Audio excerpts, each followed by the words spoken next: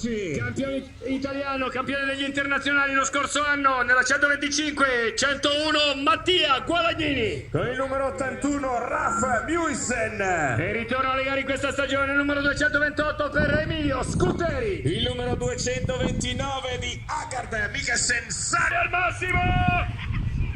E Quassini si cascatano al centro del rettilineo. Mattia Guadagnini.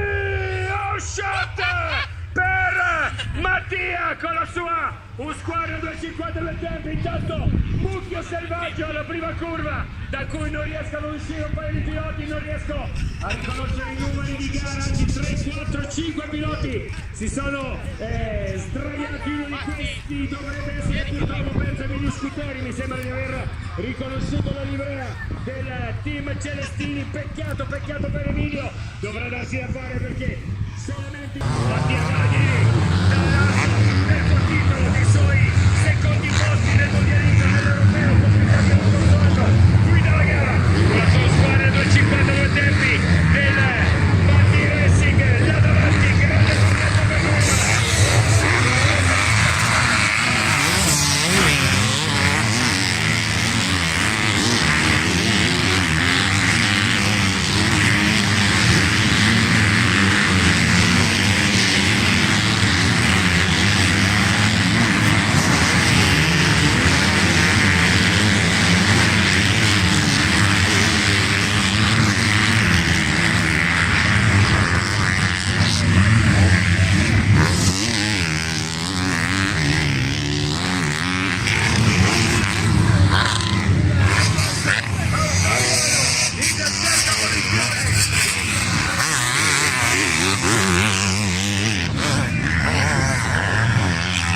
Solo al primo giro direi, grande Andrea.